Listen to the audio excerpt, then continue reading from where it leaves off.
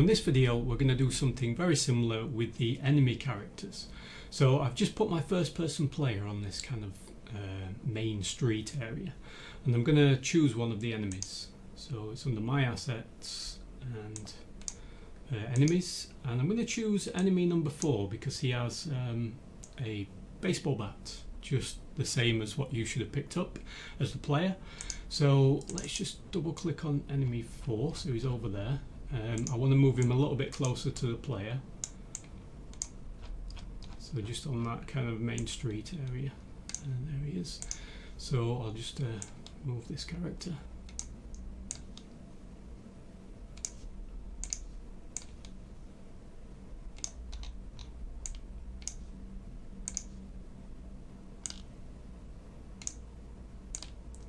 Now to begin with, I'm just testing the attack, or rather it's not necessarily an attack, it's a pursuit script that we're going to be creating at the moment that's going to lead into an attack. So I'm just testing that at the moment, so I don't need to move these targets yet.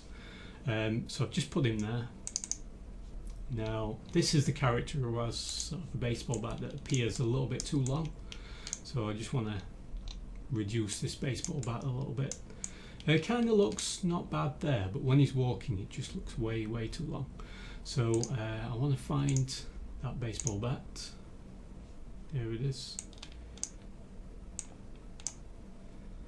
And on the Y, I'm just going to reduce this down a bit. So instead of 1.05, I'll try 1.02, maybe even more. 0.9. Let's try that. I think that looks a bit better. Okay, so now it's not overly long. You don't want that enemy's baseball bat to be massive and then your baseball bat to not be as big. It just kind of looks weird. Okay, so for the enemy then, we need a detection box on the enemy. Now at the moment he already has a box collider on him, and this is used so that you can detect where these target cubes are. Now you can only really have one box collider on the character that's set to a trigger. If you try and put 2 or 3 on there, obviously the script won't be able to differentiate between the different box colliders, so any of the box colliders will activate this script. So what we're going to do, we're going to move the enemy move script down onto a separate sub object. So with enemy 4 selected, I'm just going to right click, choose 3D object and cube. So I'm just creating a cube there, and this is going to, I'm only really interested in the box collider here, so I just want to resize this so that it's roughly about the same size as the character. And now if I switch off the mesh renderer temporarily and I click on enemy 4, hold control and click on cube as well, I should be able to see both, and I can see that they're roughly about the same size, which is what I want. Okay, that's great. So now I can go back to my cube, and I might call this one, should I call this one navigation cube or nav cube? Let's call it that for short, since that's really his navigation area. So now I can get rid of this mesh renderer because I don't need that. I'll leave the mesh filter on there just in case. Great, and we need to make this box collider a trigger. Okay, now we need to take this enemy move script and move it down onto that nav cube. So if you just right click on it, choose copy component, go to the nav cube, at the top just right click and paste component as new, and notice that it keeps all of those same objects in the slots and all the same numbers. Okay, so it's working on there. Now on enemy 4, I'm going to remove this script off here. Great, so that's all we need to do there. Now if I open up this script, so enemy move,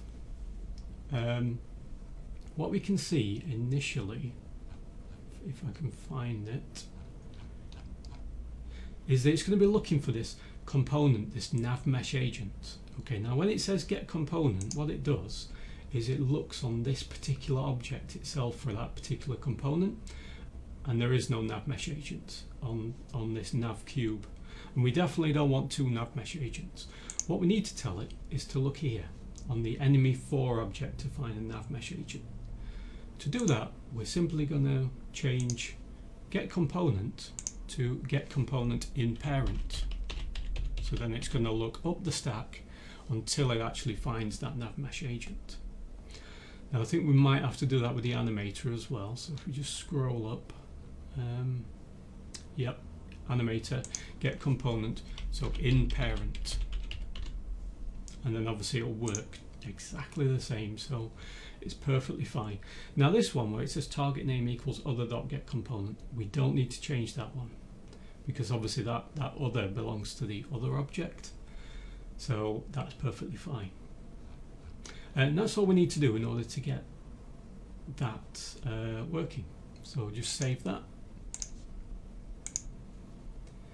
And now everything should pretty much be the same.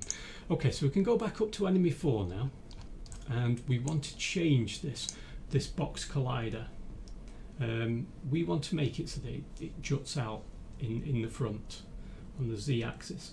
So let's just click the Z and just really make it quite big. All these trees are kind of in the way really.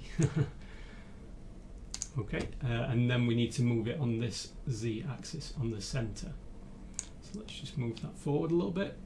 Maybe just have a slight bit behind the character, so if you get too close to the character he will detect your presence. And I might even extend it out on the X as well so that it's quite wide.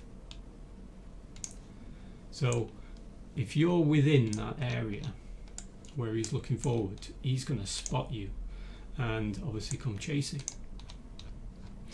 You do still have the opportunity of actually sneaking past him around the back, but if he is looking at you, it's going to be pretty difficult to get past.